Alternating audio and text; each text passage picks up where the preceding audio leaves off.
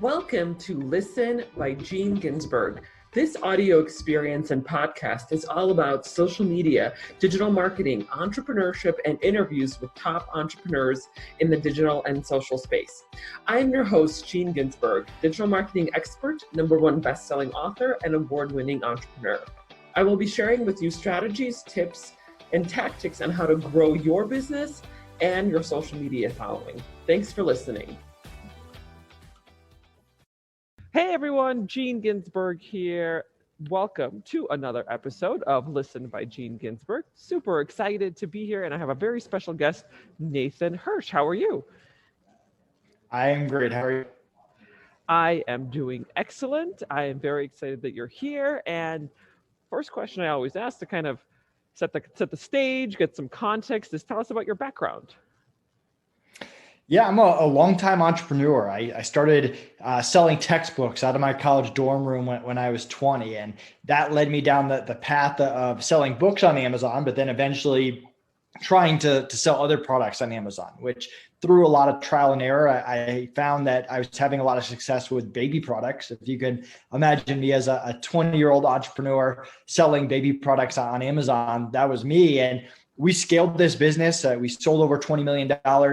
But we hit a lot of snags with hiring, and hiring college kids were pretty unreliable, which got us into the virtual assistant space. We hired our first virtual assistant. I say me, my business partner, Connor, and I, we really perfected a really good hiring process and managing process for virtual assistants. And that allowed us not only to scale the Amazon business, but also start a marketplace called FreeUp for virtual assistants and freelancers. And we ended up scaling that over 4 years, hit 8 figures, 12 million in revenue a year. And we were acquired at the end of 2019, which was kind of cool. And the cool, unique thing about that business is we had no office, no US employees. It was me, my business partner, and 35 virtual assistants in the Philippines.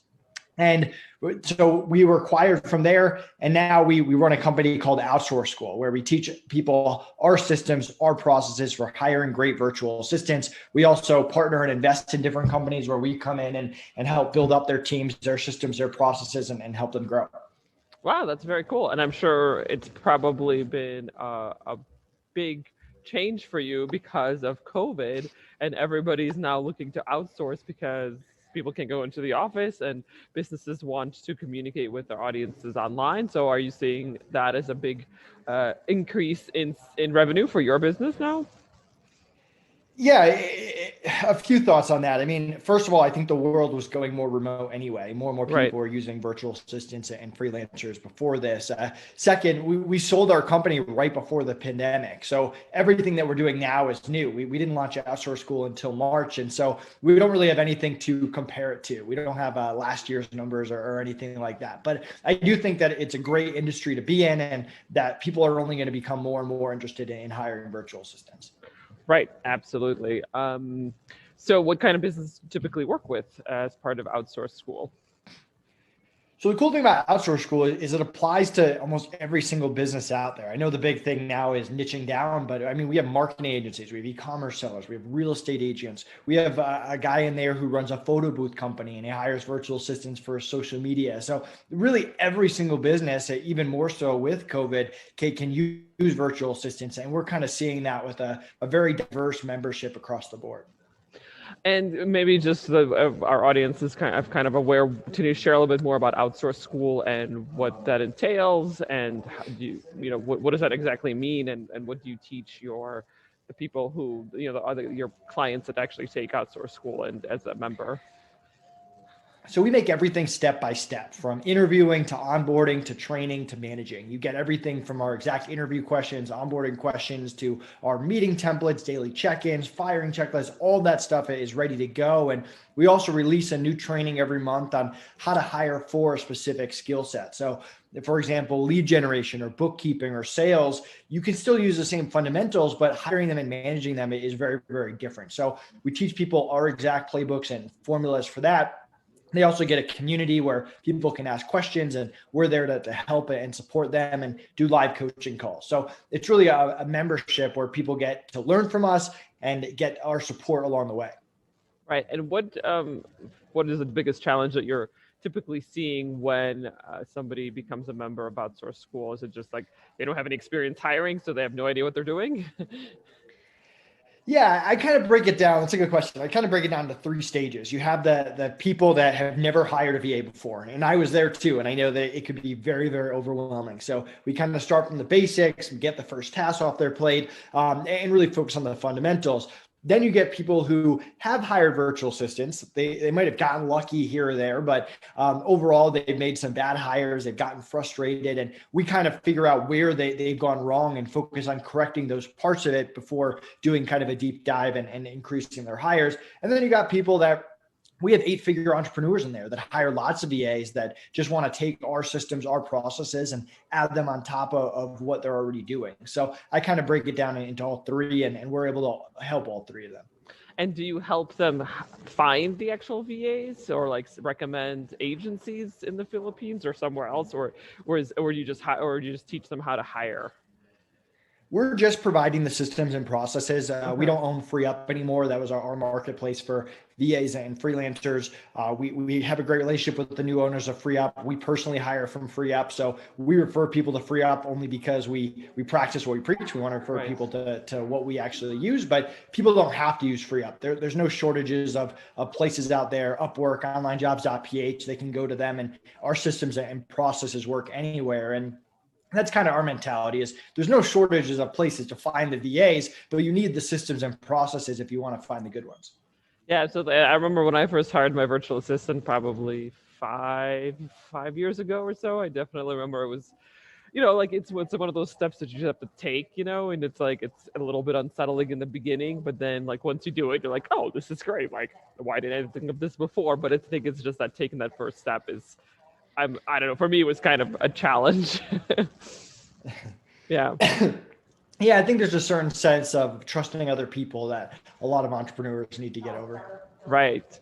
Yeah, I mean, I think that's part of it, right? Is someone who is managing your business or helping you with certain tasks. You're like, can I trust this person? And everybody that I've worked with in the Philippines, and I have a part of my team is in the Philippines, has been fantastic. They're really hardworking. They get their projects done on time. Like they have a really good work ethic. So yeah, I can't complain at all. Like I speak very highly of the team that I have in the Philippines, and that's been a really great experience for me.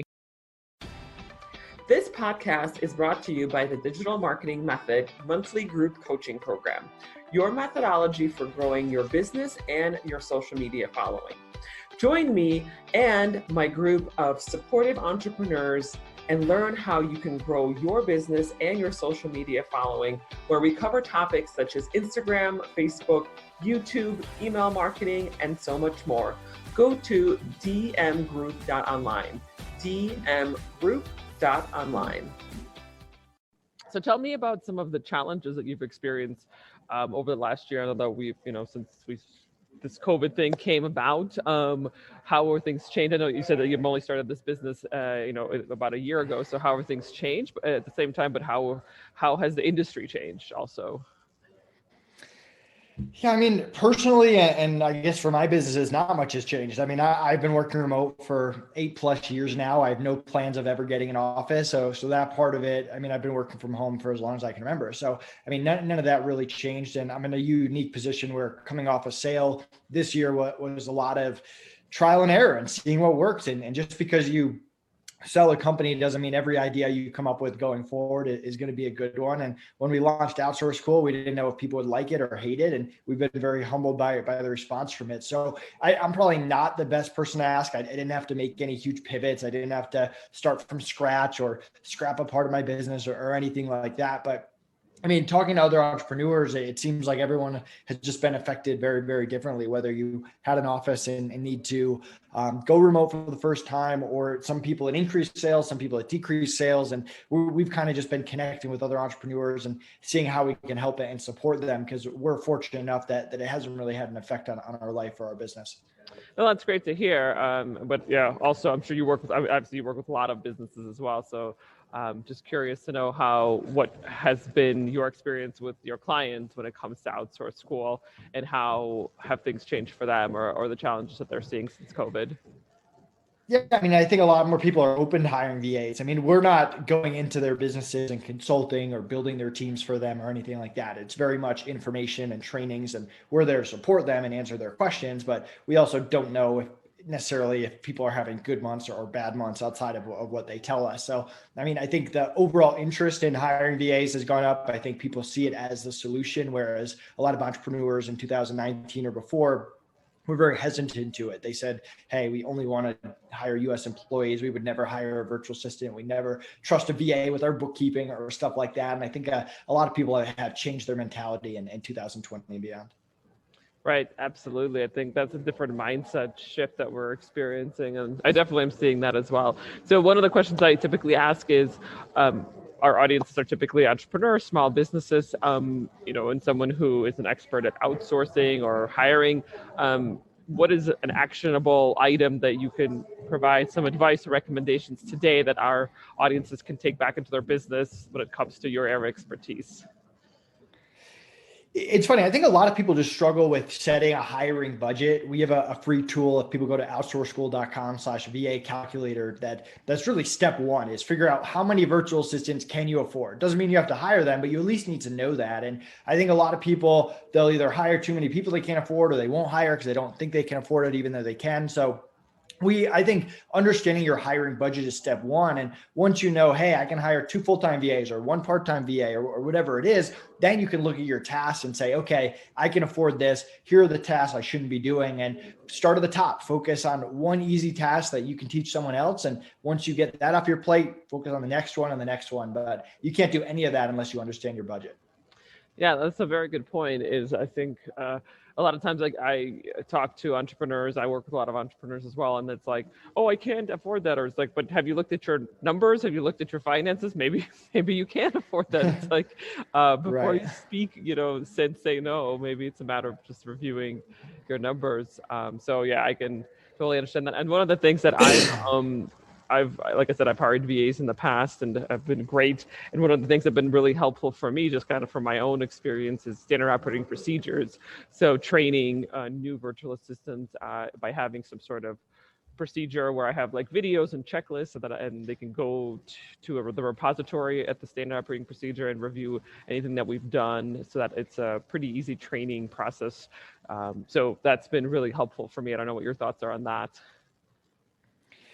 Yeah, I mean, even with our like investing side of it, where we kind of go into different companies, help them grow, the first thing we do before anything else is making sure their books are set up. They have a bookkeeper in place, usually a virtual assistant, an accountant, making sure that we're getting accurate monthly reports, because you can't make intelligent decisions without that information. So no matter whether you're talking about hiring or marketing or sales or whatever it is, you need to have accurate numbers and finances if you want to have success as an entrepreneur. And that's really step one for us. We don't proceed forward giving advice or making changes until we make sure we actually have accurate reports and numbers. Yep, absolutely. That's a very good point. Making sure that your finances are in order and you're getting the reports that you need from your team. And then the last question I always ask our audience or our guests are, so what's your prediction for the industry? And that could be anything specifically your industry, or it could be self-driving cars, AI, going to Mars. I mean, whatever you want. I kind of leave it open-ended. Oh man, I don't know if I'm the best person at predictions. I mean, I don't think e-commerce is going anywhere. I think it's a way of the future. I think it's only going to get faster, whether it's 1-day delivery, hour delivery, everything from groceries to pharmacy. I think all of that is going more and more e-com, and less brick and mortar stores, less and less leaving your house in order to get products and services that you need. I love that. Yes, I totally agree. I think e-commerce is here to stay, and we'll probably be getting drones very soon delivering our groceries or our snacks or whatever it is that what we're looking for. Awesome. Well, thank you very much. This has been a great conversation about outsourcing, because I think a lot of times businesses just like feel like they have to do everything themselves, and there's so much help out there that they need to go out there and find the right outsourced VA for themselves. So last question is, how can our audiences get a hold of you? Yeah, go to outsourceschool.com. You can grab a free trial. You can sign up and become a member. Check out our VA calculator, and feel free to follow me, Nathan Hirsch, on any social media channel. Awesome. Thank you so much, Nathan Hirsch.